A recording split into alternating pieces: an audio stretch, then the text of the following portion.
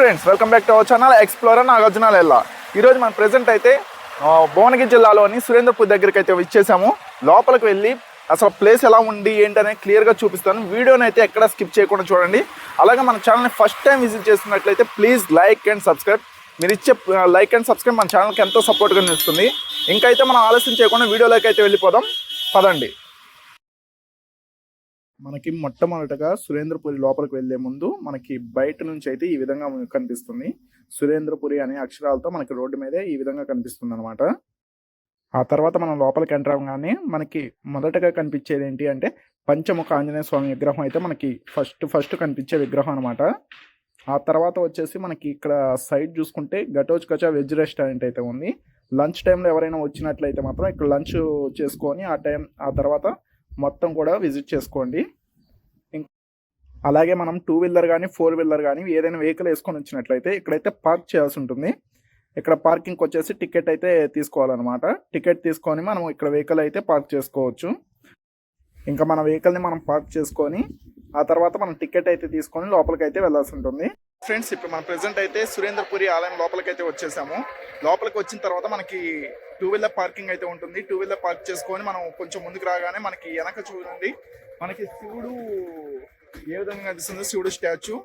ఇక్కడ నుంచి మళ్ళీ ముందుకు చూసుకుంటే మనకి ఆలయం అయితే పూర్తిగా కనిపిస్తుంది. ఇక్కడ నుంచి చూడండి, ఇక్కడైతే మనకి లోపలికి రాగానే ఎన్విరాన్మెంట్ ఈ విధంగా ఉందన్నమాట. ఇంకా లోపలికి వెళ్ళి అసలు లోపల ఏ విధంగా ఉంటుందో కూడా చూద్దాము, పదండి.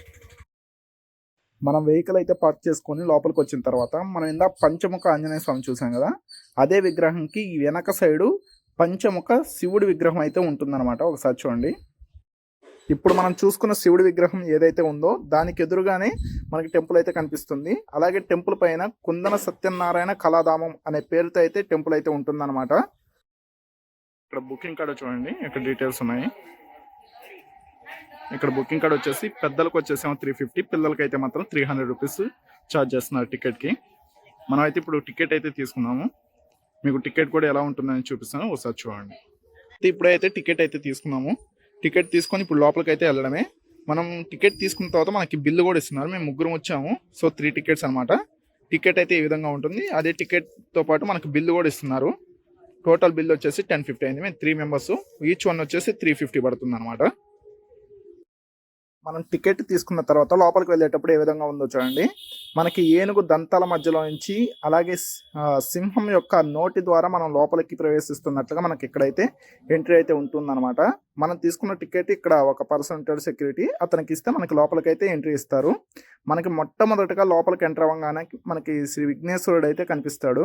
ఆయన్ని దర్శించుకొని మనం లోపలికి అయితే వెళ్ళాల్సి ఉంటుంది. మనం సురేంద్రపురి టెంపుల్ లోపలికి వచ్చిన తర్వాత మనకి మొట్టమొదటిగా పురాణాల్లో మొదలయ్యే పురాణం ఏమన్నా ఉందంటే అది బాలభారతం అనమాట.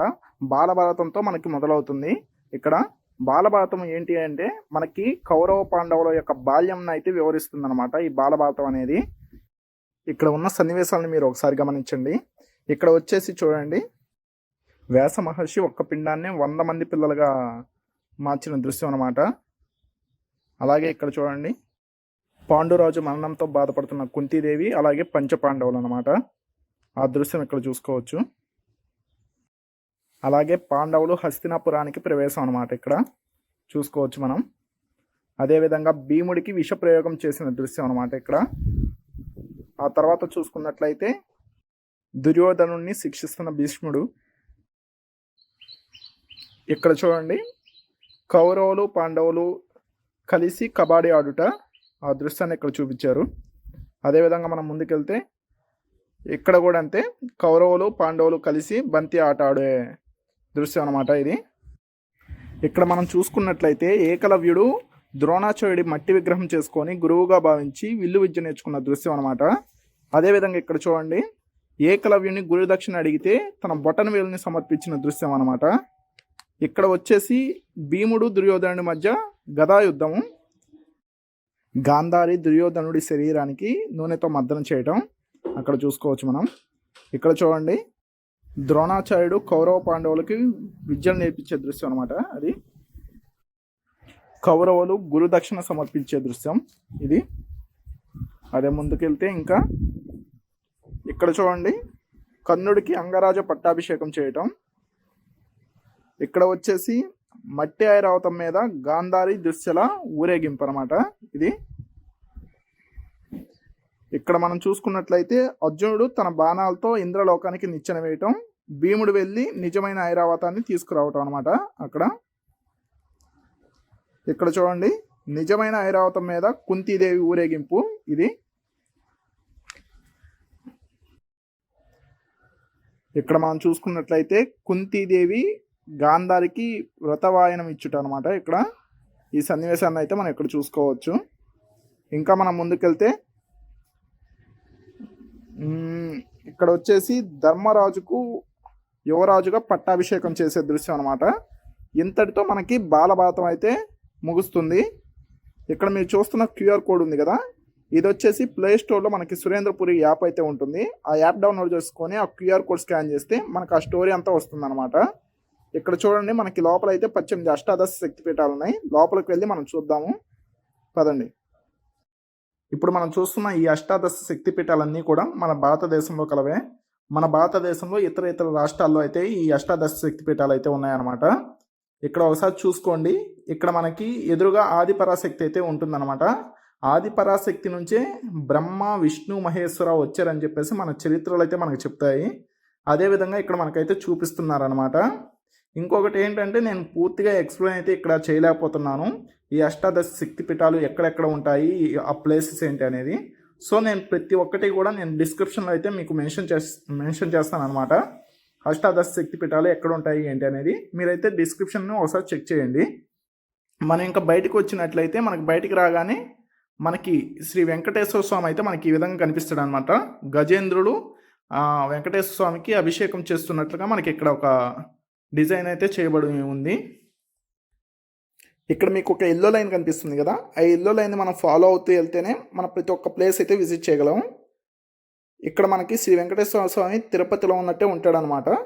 ఇక్కడ చూసుకోండి, మనము లోపలికి వచ్చిన తర్వాత మనకి కొంత ఇక్కడ శేషనాగుల మీద శ్రీ విష్ణుమూర్తి నుంచున్నట్టుగా మనకు అయితే ఒక చక్కటి డిజైన్ అయితే చేస్తున్నారు. ఇక్కడ మనం చుట్టూ చూసుకున్నట్లయితే చుట్టూ ఆకాశం, మధ్యలో కొలను, ఆ కొలను మధ్యలో శేషనాగుల మీద శ్రీ విష్ణుమూర్తి నుంచున్నట్టుగా డిజైన్ అయితే చేయబడింది. ఇక్కడ చూసేదానికైతే చాలా బాగుంది. మనం బయటికి రాగానే అక్కడ నుంచి మనకి పెద్ద పుట్ట అయితే కనిపిస్తుంది. ఆ పుట్టల్లో నుంచి మనకి పాములు బయటకు వస్తున్నట్లుగా, ఆ పుట్ట మీద పాములు తిరుగుతున్నట్టుగా చాలా చక్కగా డిజైన్ చేశారు. మనం అక్కడ నుంచి ముందుకు వెళ్తే మనకి ఇక్కడ చూడండి, కూర్చోడానికి ప్లేసెస్ కూడా ఉన్నాయి. ఆ కూర్చుండే ప్లేస్ని ఏ విధంగా డిజైన్ చేశారో నెమలితో ఉన్నట్టుగా. మనం అలా ముందుకు వచ్చినట్లయితే మనకి ఇక్కడ చూడండి, శేషనాగులు పడగ విప్పి ఉన్నట్టుగా ఇక్కడ మనకి ఇక్కడ కనిపిస్తుంది అనమాట.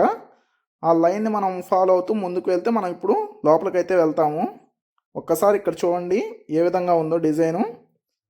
ఇప్పుడు మనం వెళ్తుంది వచ్చేసి నాగలోకం అనమాట. నాగలోకంలోకి మనం ఇప్పుడు వెళ్తున్నాము. లోపలికి వెళ్ళిన తర్వాత ఎలా ఉందో చూద్దాం ఒకసారి పదండి. మనం లోపలికి వచ్చిన తర్వాత నాగలోకం అంటే ఈ విధంగా ఉంటుంది అన్నట్టుగా మనల్ని మెస్మరైజ్ చేస్తున్నారు. అసలు అయితే చాలా అంటే చాలా బాగుంది. లైటింగ్ కానీ, అలాగే ఇక్కడ లోపల సౌండ్స్ అయితే పాములు బుసలు కొడుతున్నట్టుగా అట్లా సౌండ్స్ కూడా ఉన్నాయన్నమాట.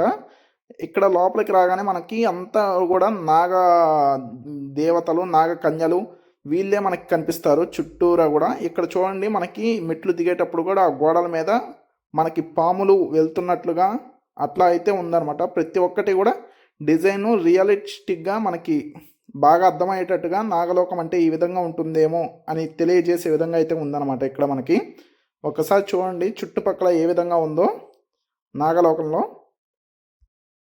ఇక్కడ మనం చూసుకున్నట్లయితే ఇక్కడ చెట్లు, ఆ చెట్ల మీద పాములు వెళ్తున్నట్లుగా కూడా డిజైన్ అయితే ఉందన్నమాట. అలాగే ఇక్కడ చూడండి, నాగదేవతలకి నాగకన్యలకి పెద్ద అన్నట్టుగా నాగేంద్రుడు అనుకుంటా మేబీ. ఇక్కడ లోపల అయితే మాత్రం ఈ సౌండ్ సిస్టమ్ అయితే చాలా బాగా పెట్టారు. అంత పాములు బుస్సలు కొడుతున్నట్టు. ఒకసారి మీరు కూడా వినండి.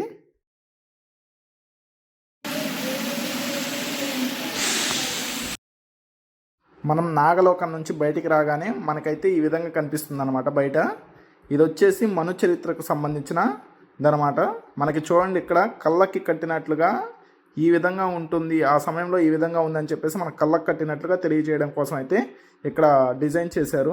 ఒకసారి చూడండి, ఇక్కడ వచ్చేసి ఒక నౌకలో సప్త ఋషులు, అలాగే కొన్ని జీవాలు ఇక్కడ నౌకలో వెళ్తుండగా ఆ చేప మా నౌకనైతే కాపాడుతున్న దృశ్యం అనమాట. ఇదంతా కూడా ఒక జల ప్రళయం సమయంలో జరిగిన సన్నివేశం అనమాట. ఆ సన్నివేశాన్ని ఇక్కడ మనకి కళ్ళకు కట్టినట్లుగా చూపించారు. అదేవిధంగా పక్కన చూసుకుంటే వరాహమూర్తి, అదేవిధంగా వ్యాసుని జననం, ఇవన్నీ కూడా మనకి ఇక్కడ చూపించారన్నమాట. మనం ఇంకైతే ముందుకైతే వెళ్దాము. మనకి ఇక్కడ వెళ్తూ ఉండగా అసలు చాలా అంటే చాలా టెంపుల్స్ అయితే ఉన్నాయి ఈ సురేంద్రపురిలో. ప్రతి ఒక్క దేవాలయానికి కూడా ఒక విశిష్టత అయితే ఉంది. ఆ విశిష్టత ఏంటి అలాంటిది అనేది అయితే మనకు క్లియర్గా చెప్పుకుంటూ వచ్చారు. అదేవిధంగా ఇక్కడ మనం చూసుకున్నట్లయితే ఇదంతా కూడా గజేంద్ర మోక్షానికి సంబంధించిన సన్నివేశం అనమాట. అలాగే ఇక్కడ మనం పక్కన చూసుకున్నట్లయితే ఇక్కడ దుర్యోధనుడు కొలంలో దాక్కున్న సన్నివేశం అనమాట. అదేవిధంగా పక్కన చూసుకున్నట్లయితే గదాయుద్ధం. మనం ఒక్కొక్కటి చూసుకుంటూ ముందుకు వెళ్తుంటే మనకి ఒక్కొక్క సన్నివేశం అయితే ఎదురవుతూ ఉంటుంది అనమాట. ఇక్కడ చూడండి, మనకైతే ఇప్పుడు చూస్తున్నది వచ్చేసి ఇంద్రలోకం అనమాట. ఇంద్రలోకం ఏ విధంగా ఉంటుందని తెలియజేయడం కోసం మనకి ఈ విధంగా డిజైన్ అయితే చేశారు. ఇప్పుడు మనకు కనిపిస్తుంది ఏంటంటే రంభ, ఊర్వశి, మేనక, తిలోత్తమ నాట్యం చేస్తున్న దృశ్యం అనమాట. నాట్యం చేస్తుంటే ఇంద్రలోకంలో ప్రతి ఒక్కరు కూడా చూస్తున్నట్టుగా ఇక్కడైతే డిజైన్ చేశారు. ఒక్కసారి చూడండి, ఇంద్రలోకం అంటే ఈ విధంగా ఉంటుందనేటట్టుగా మనకి డిజైన్ అయితే చేశారనమాట. అది చూసుకొని మనం ముందుకు వెళ్తున్నప్పుడు మనకి కొన్ని టెంపుల్స్ అయితే మనకి చూస్తాం అనమాట. టెంపుల్స్ కనబడతాయి. ఆ టెంపుల్స్ ఎక్కడెక్కడ ఉన్నాయి ఏంటి అనేది మనకి క్లియర్గా అయితే ఎక్స్ప్లెయిన్ చేస్తున్నారు. ప్రతి ఒక్క దగ్గర ఒక క్యూఆర్ కోడ్ అయితే మనకి ఉంటుందన్నమాట. మనం టెంపుల్ లోపలికి వెళ్ళేటప్పుడు మనము సురేంద్రపురికి సంబంధించిన యాప్ అయితే డౌన్లోడ్ చేసుకొని ఆ క్యూఆర్ కోడ్ని స్కాన్ చేసుకున్నట్లయితే మనకి స్టోరీ అంతా కూడా ఎక్స్ప్లెయిన్ చేస్తుంది అనమాట దాంట్లో. అదేవిధంగా ఇక్కడ చూసుకున్నట్లయితే శ్రీకృష్ణుడు గోవర్ధనగిరిని తన చిటికిన వేలు మీద నుంచోబెట్టి ప్రజలను కాపాడిన దృశ్యం అనమాట. అదేవిధంగా మనం ముందుకు వెళ్ళినట్లయితే ఇంకా మనకి ఎన్నో సన్నివేశాలు అయితే ఉన్నాయి ఇక్కడ. అవన్నీ కూడా మనం చూసుకోవచ్చు. ఇక్కడ చూడండి, శ్రీకృష్ణుడి యొక్క రాసలీలలు ఇక్కడ చూపిస్తున్నారన్నమాట మనకి ఈ విధంగా ఉంటుంది అని. ఇక్కడ చూడండి, గోపికలు కొలనులో స్నానం చేస్తుండగా వారి వస్త్రాలను దొంగిలించి శ్రీకృష్ణుడు చెట్టు మీద కూర్చొని ఫ్లూట్ వాయిస్తూ ఉంటాడు. ఆ దృశ్యాన్ని అయితే మనకి చాలా చక్కగా ఇక్కడ వివరిస్తున్నారనమాట. చాలా బాగా చూపిస్తున్నారు. ఇక్కడ గోపికలు వచ్చేసి మా వస్త్రాలు మాకు ఇచ్చే శ్రీకృష్ణ అని చెప్పేసి వేడుకుంటున్నట్లుగా ఇక్కడైతే మనకు ఉంది. ఒకసారి చూడండి. ఇక్కడ మనం చూసుకున్నట్లయితే శ్రీరాములు వారు బంగారపు సీత యొక్క విగ్రహం చేపించి అక్కడ ఒక యజ్ఞాన్ని అయితే జరిపిస్తున్నాడు. అది ఇక్కడ మనకి చూపిస్తున్నారనమాట. శ్రీరాముడు, అలాగే లక్ష్మణ్ వారు, హనుమంతుల వారు వీళ్ళందరూ ఉండి ఋషుల చేత యజ్ఞాన్ని అయితే జరిపిస్తున్నారనమాట. అదేవిధంగా ఇక్కడ మనం చూసుకున్నట్లయితే కౌసల్య, సుమిత్ర, అలాగే కైకేయి కూడా ఇక్కడైతే ఉన్నారనమాట. ఇక్కడ చూపించారు మనకి. మనమైతే ఇలా ముందుకు వెళ్తే మనకి ఇక్కడ వచ్చేసి తిరుమలలో మనకి గోవిందరాజ స్వామి టెంపుల్ ఉంది కదా, ఆ గోవిందరాజ స్వామి విగ్రహాన్ని అయితే ఇక్కడ మనకు చూపిస్తున్నారనమాట. ఒకసారి చూడండి. గోవిందరాజ స్వామి వారి టెంపుల్ చూసి బయటికి రాగానే మనం ఇట్లా కొండ ఎక్కుతున్నట్టుగా మెట్లు అయితే ఉంటాయి అనమాట.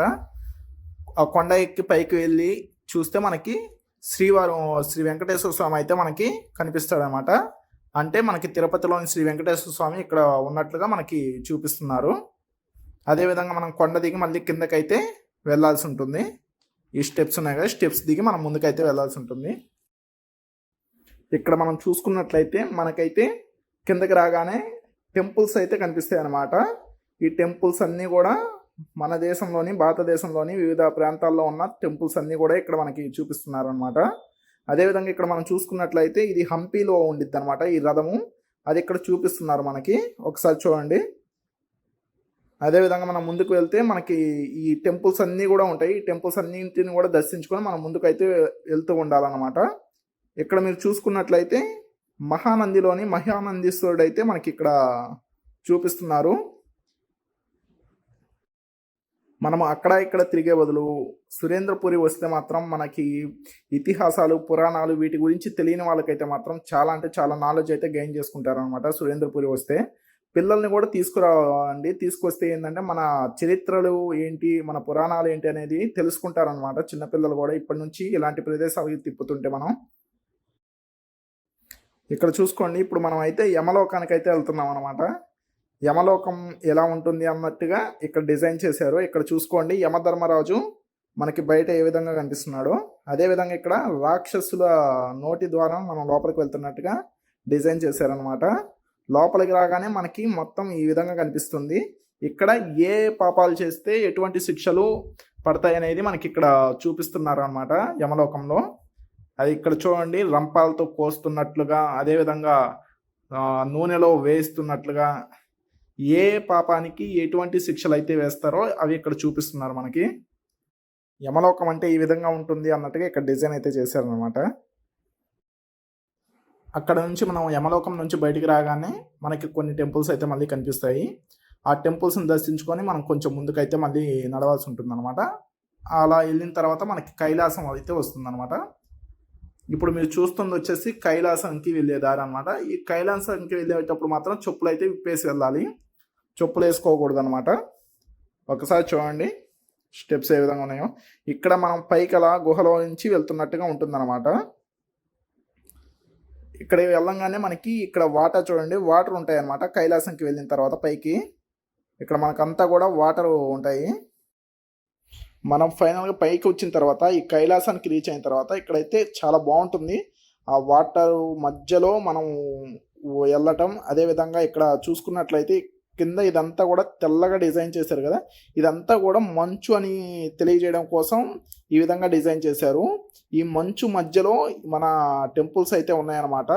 ఈ టెంపుల్స్ వచ్చేసి బద్రీనాథ్, కేదార్నాథ్ అటువంటి టెంపుల్స్ అనమాట. అవన్నీ కూడా మంచుతో కప్పబడి ఉంటాయి కాబట్టి అది తెలియజేయడం కోసం మనకి ఈ విధంగా అయితే డిజైన్ చేశారు.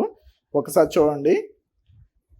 ఈ టెంపుల్స్ ఇక్కడ మెన్షన్ చేయడానికి రీజన్ ఏంటంటే, నేను అనుకోవడం ఏంటంటే ఈ టెంపుల్స్ని దర్శించుకుంటే కైలాసానికి వెళ్ళినంత పుణ్యం అయితే లభిస్తుంది. నిజంగా అంత బాగుంటాయి అనమాట. కేదార్నాథ్, బద్రీనాథ్ ఎవరైనా సరే జీవితంలో ఒక్కసారైనా సరే విజిట్ చేయాల్సిన అటువంటి ప్లేసెస్ అనమాట ఇవి. మనం అలా ముందుకు వాక్ చేస్తూ వెళ్తున్నప్పుడు మనకి పైన చూస్తే మనకి కైలాసంలో శివుడు, పార్వతి, అలాగే విఘ్నేశ్వరుడు, మిగతా దేవుళ్ళందరూ కూడా కైలాసంలో ఉన్నట్లుగా, అదేవిధంగా ఇక్కడ కింద చూసుకుంటే రావణ బ్రహ్మ కైలాసాన్ని ఎత్తుతున్నట్టుగా ఇక్కడ మనకి చూపిస్తున్నారనమాట. ఒకసారి చూడండి. కైలాసం ఈ విధంగా ఉంటుందని చెప్పేసి మాత్రం చాలా బాగా డిజైన్ చేశారు. అక్కడ నుంచి మనం అది చూసుకున్న తర్వాత మనం ముందుకైతే వెళ్దాం. ఇంకా మనకి ముందుకు వెళ్ళిన తర్వాత మనకి కిందకి వెళ్ళిన తర్వాత ఇది ఈ విధంగా కనిపిస్తుంది అనమాట.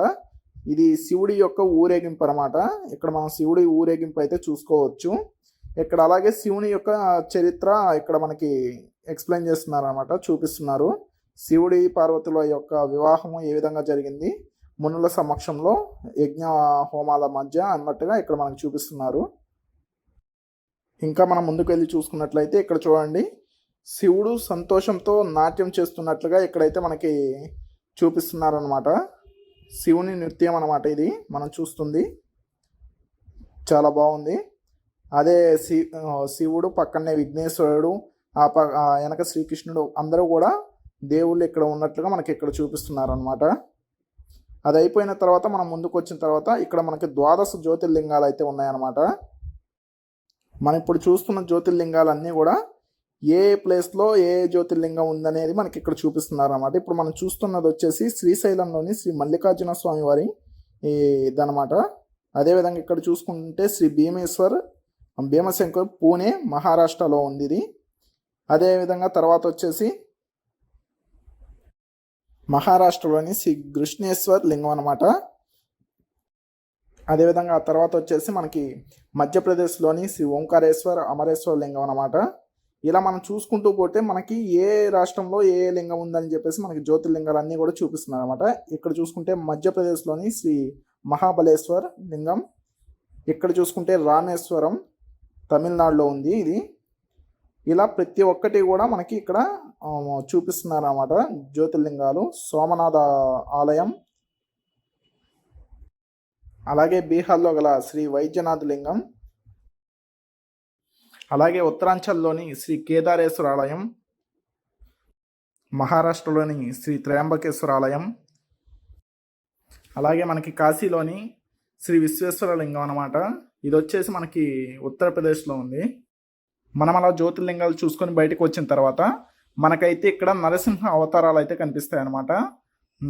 నరసింహ అవతారాలు 9 అవతారాలు ఉంటాయి. అవన్నీ కూడా ఇక్కడ మనకి చూపించారనమాట ఈ విధంగా ఉంటుంది అని.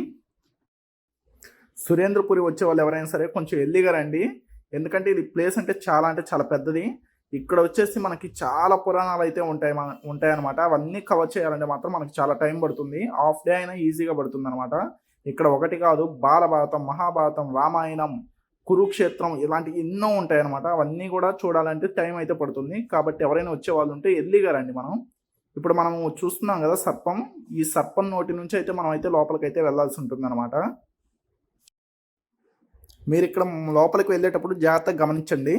మనము ఒక సర్పం యొక్క లోపల అంతర్భాగం ఏ విధంగా ఉంటుందో అచ్చం అదే విధంగా ఇక్కడైతే మనకి డిజైన్ చేయబడింది అనమాట. మనం జాగ్రత్తగా చూసుకుంటే లోపల ఈ విధంగా ఉంటుందేమో అన్న విధంగా మనకి ఇక్కడ డిజైన్ అయితే చేశారనమాట. చూడండి, చాలా చక్కగా డిజైన్ చేశారు. అదేవిధంగా మనము వెళ్తున్నప్పుడు మెలికలుగా తిరుగుతూ ఉంటుందన్నమాట. ఒక గుహ మాదిరిగా ఉంటుందన్నమాట. ఇది చాలా బాగా అనిపించింది నాకు ఇది.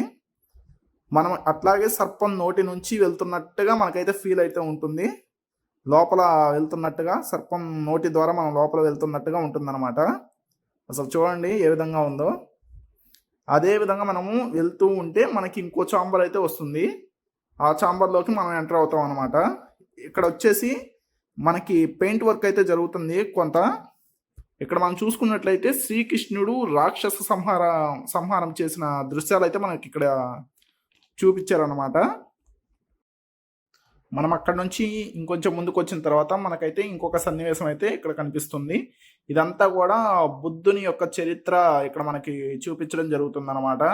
బుద్ధుని యొక్క చరిత్ర ఏ విధంగా ఉంది ఏంటి అనేది ఇక్కడ చూసుకున్నట్లయితే బుద్ధుని యొక్క వివాహం అనమాట. ఇది వివాహం జరిగిన సమయంలో ఆ విధంగా ఉంది అన్నట్టుగా ఇక్కడ చూపించారు. అదేవిధంగా ఇక్కడ మొత్తం చూసుకున్నట్లయితే బుద్ధుని యొక్క ధ్యానం సమయంలో ఏ విధంగా ఉంటారు అనేది కూడా మనకి ఇక్కడ క్లియర్గా చూపించారు. అతను బుద్ధుని యొక్క చరిత్ర మొత్తం కూడా ఇట్లా మనకి బొమ్మల రూపంలో మనకి ఇట్లా తెలియజేశారు అనమాట. మనం బుద్ధుని చరిత్ర చూసుకొని బయటకు వచ్చిన తర్వాత మనకి ఈ విధంగా కనిపిస్తుంది అనమాట బయట. అదేవిధంగా మనం బయటకు వచ్చిన తర్వాత మనకి ముందు ఒక వైట్ లైన్ కనిపిస్తుంది కదా. ఆ వైట్ లైన్ అయితే మనం ఫాలో చేస్తూ ముందుకు వెళ్ళాల్సి ఉంటుంది. మనం నడిచేటప్పుడు మనకి ఒక లైన్ లాగా ఉంటుందన్నమాట ముందు. ఆ లైన్ ఫాలో చేస్తూ వెళ్తేనే మనం ప్రతి ఒక్క టెంపుల్, ప్రతి ఒక్క సన్నివేశం మిస్ అవ్వకుండా చూస్తాము. అలా కాకుండా మనకి నచ్చినట్లు వెళ్తే మాత్రం మనం మొత్తం తికమకబడిపోతాం లోపల. ఎందుకంటే ప్లేస్ చాలా పెద్దది సురేంద్రపురి. అందువల్ల ప్రతి ఒక్కటి ఫాలో అవుతూ వెళ్ళండి. ఇక్కడ చూసుకోండి, కాళికామాత రాక్షస సంహారం అప్పుడు ఉగ్ర రూపంతో ఏ విధంగా ఉందో అన్నది ఇక్కడ చూపించారనమాట.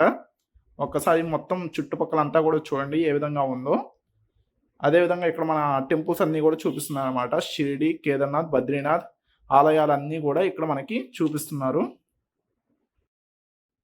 మనము ఒక్కొక్కటి టెంపుల్ చూస్తూ ముందుకు వెళ్తుంటే మనకి నెక్స్ట్ అయితే ఇంకోటి అయితే వస్తుంది అనమాట.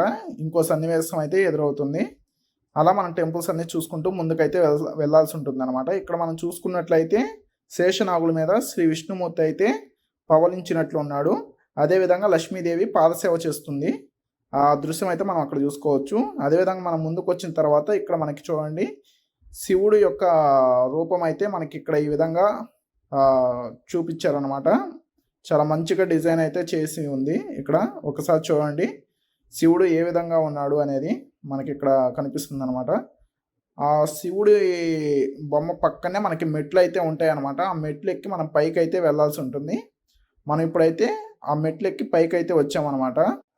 పైకి వచ్చిన తర్వాత మనకి ఈ విధంగా ఉంటుంది. ఒకసారి చూడండి, చూపిస్తాను.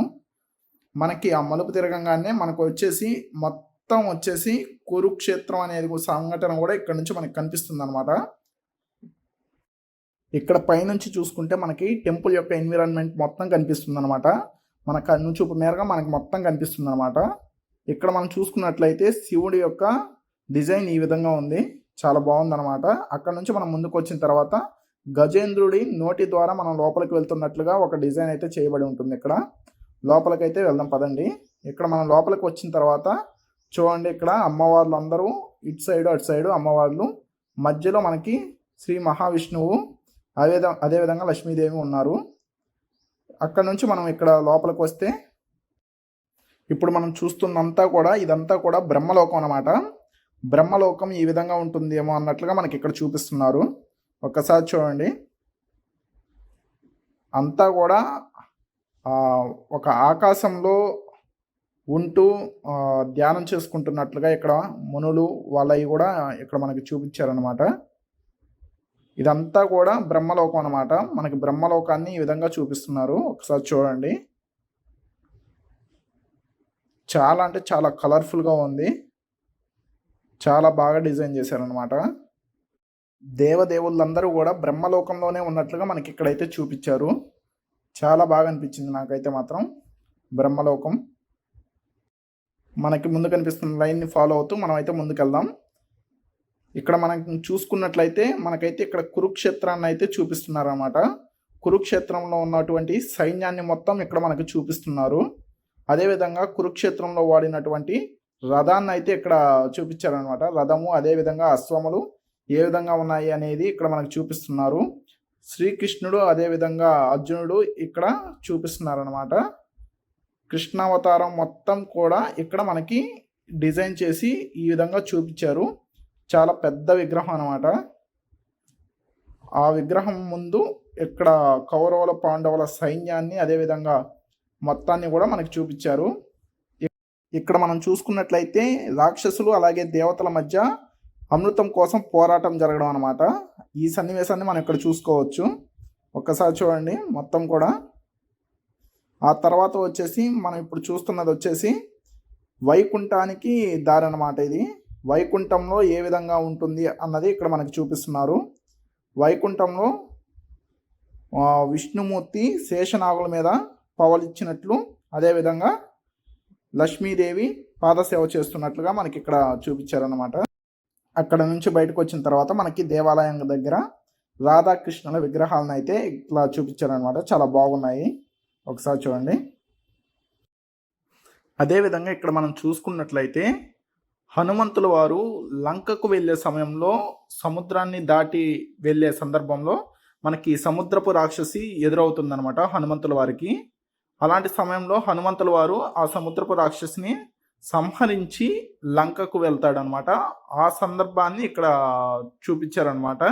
ఈ విధంగా అది కూడా చాలా బాగా అర్థమయ్యే విధంగా మనకి మూమెంట్ కూడా మనకి ఇక్కడ చూసుకోవచ్చు. హనుమంతుల వారు తన చేతులతో రాక్షసిని గుద్దినట్లుగా ఆ రాక్షసి ఈ లోపలికి వెళ్ళిపోతున్నట్టుగా మనకి అక్కడైతే చూపించారనమాట. అక్కడ నుంచి బయటికి రాగానే మనకి హనుమంతుల వారి బాల్యాన్ని అయితే ఇక్కడ మనకి చూపించారు.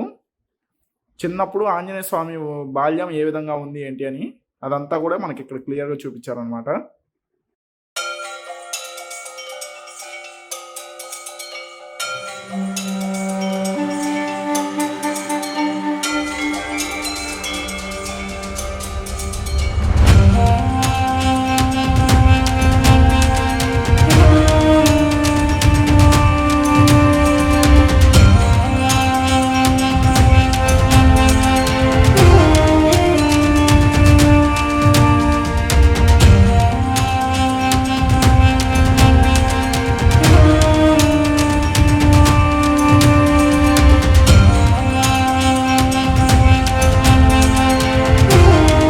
ఇప్పుడైతే మనమైతే పద్మవ్యూహం లోపలికైతే వెళ్ళబోతున్నాం అనమాట. ప్రతి ఒక్కరికి కూడా పద్మవ్యూహం అనగానే గుర్తుకొచ్చే మొట్టమొదటి క్యారెక్టర్ ఏదైనా ఉంది అంటే అది అభిమన్యుడి క్యారెక్టర్ అని చెప్పుకోవచ్చు మనం. ఎందుకంటే అభిమన్యుడు చేసినటువంటి యుద్ధం అలాంటిదనమాట ఆ రోజుల్లో. అందుకని ఇప్పటికీ కూడా పద్మవ్యూహం అనగానే అభిమన్యుడు అనగానే పద్మవ్యూహం అనే విధంగా ప్రజల గుండెల్లో నాటుకుపోయిందనమాట. ఇప్పుడు మనం చూసుకుంటున్నది వచ్చేసి పద్మవ్యూహం అనమాట. పద్మవ్యూహంలో అసలు ఏ విధంగా ఉంటుంది పద్మవ్యూహం అనేది ఈ విధంగా డిజైన్ చేశారు ఇక్కడ. పద్మవ్యూహంలోకి ఎవరైనా సరే వెళ్ళడమే తప్ప తిరిగి బయటికి రావడం అనేది ఉండదన్నమాట. అటువంటి పద్మవ్యూహం లోపలికి చిన్నతనంలోని యుక్త వయసులో వెళ్ళిన అభిమన్యుడు శత్రువుల్ని చీల్చి చెండాడాడు అనమాట. పద్మవ్యూహంలోకి వచ్చిన ఒక అభిమన్యుడే సగం వరకు కౌరవ సైన్యాన్ని చంపి అవతలేశాడు. అలా కాకుండా అభిమన్యుడితో పాటు మిగతా పాండవులు కూడా వచ్చి ఉంటే అసలు కౌరవులు అనేవాళ్ళు మిగిలి ఉండేవాళ్ళు కాదనమాట. అట్లా జరుగుండేది యుద్ధము. ఒక అభిమన్యుడే తన చేతిలో ఒక ఆయుధం కూడా లేని సమయంలో తను చక్రాన్ని ఉపయోగించుకొని ఒక రథ చక్రాన్ని ఉపయోగించుకొని యుద్ధాన్ని అయితే చేశాడనమాట. చివరి వరకు తన తుది శ్వాస వరకు మాత్రం ఓటమిని అంగీకరించలేదు. ఓటమిని అంగీకరించకుండా తన తుది శ్వాస వరకు యుద్ధం చేసినటువంటి అభిమన్యుడు వీరమరణం అయితే పొందాడనమాట. అటువంటి అభిమన్యుడు నిజంగా చరిత్రలో మిగిలిపోయే క్యారెక్టర్. ఇప్పుడు మనం లోపలికి వెళ్తున్నాం కదా, ఇక్కడ వచ్చేసి వైష్ణవి మాత ఆలయం ఉందన్నమాట లోపల. ఒకసారి మనం లోపలికి వెళ్ళి వైష్ణవి మాత ఆలయం కూడా దర్శించుకున్నాము. ఒకసారి చూడండి, ఇదంతా కూడా డిజైన్ అనమాట. ఒక గుహలాగా ఏర్పాటు చేశారు, చాలా బాగా డిజైన్ చేశారు. ఇక్కడ మనకి రైట్ సైడ్లో వైష్ణవి మాత అయితే ఉంటుందన్నమాట. వీడియో చూస్తున్న వాళ్ళు ఎవరైతే ఉన్నారో ప్లీజ్ మీకు వీడియో ఏ విధంగా అనిపించిందో కామెంట్లో అయితే తెలియజేయండి. అలాగే మన ఛానల్ని ఫస్ట్ టైం విజిట్ చేస్తున్న వాళ్ళు ఎవరైనా ఉంటే మాత్రం ప్లీజ్ లైక్ అండ్ సబ్స్క్రైబ్. మీరు ఇచ్చే లైక్ అండ్ సబ్స్క్రైబ్ మన ఛానల్కి ఎంతో సపోర్ట్గా నిలుస్తుంది. అలాగే మీకు కంటెంట్ నచ్చినట్లయితే మీ ఫ్రెండ్స్తో షేర్ చేసుకోండి. Thanks for watching. జై హింద్.